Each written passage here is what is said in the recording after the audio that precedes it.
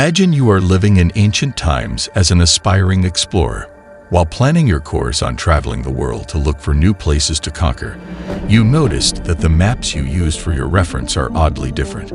You wondered, how is this possible? If we are traveling the same world, why do the maps differ from each other? Now, your quest became even bigger. You are not only planning to discover new places, you are now decided to make your own world map to settle the differences. Weeks in, you've traveled from Portugal to what you call a cold, lifeless place. It was days since you last saw a living thing. Where could you be heading?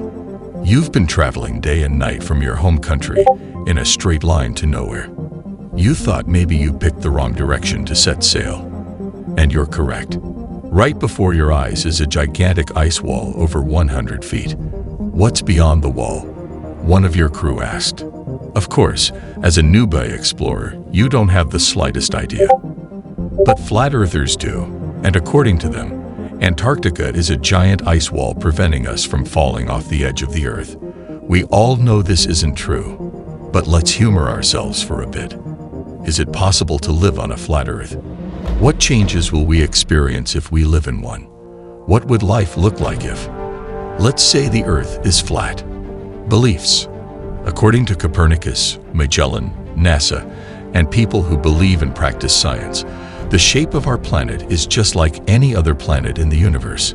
It's a sphere. It may not be a perfectly smooth ball, but it is round enough to consider it one. And gravity is responsible for the formation of planets and more, especially our revolution around the sun.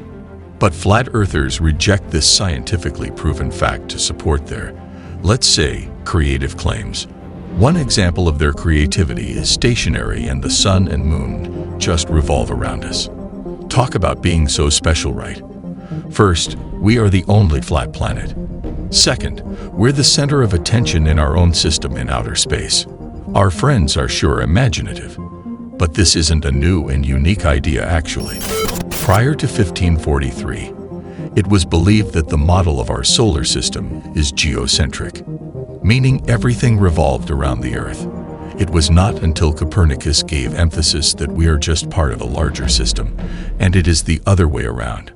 Our system is heliocentric, meaning everything revolves around the sun. We have our telescopes, satellites, and other modern instruments to verify this. But I guess our friends really want to feel special. Then let's give them the benefit of the doubt. Flat Earth. In a flat Earth, gravity wouldn't be present. Do you know why all of the planets, stars, and moons are spherical? It is because of gravity. Take away gravity, then everything would eventually dissipate into space. You, me, our flat earther friends, the atmosphere, even our planet itself, gone. Okay, I know it's not so fun speculation, but let's say a disc-shaped Earth with gravity is existing right now. How does it function? Well, according to their ingenious theory, the center of gravity in a flat Earth is at the North Pole, while others say that it is somewhere else. Other supporters even claim that gravity isn't entirely true, and the Earth is constantly accelerating upwards, creating a gravity-like sensation. Whatever the case may be, a flat Earth would give more problems than solutions. First, if the Earth is really a disk and the sun revolves up and under us, there are two possible scenarios that could happen. We will be either fried or frozen. A slight change in sun's distance from Earth would drastically change the way we live, if we are still able to live, that is. Second, there would be no seasonal changes on a flat Earth. Due to the slight tilt of our planet, its rotation, and its shape, we are able to enjoy our summer trips or winter vacations. Additionally, time zones are non-existent on a flat Earth. I wonder if a flat earther in the US and in China has the same dinner meeting schedule.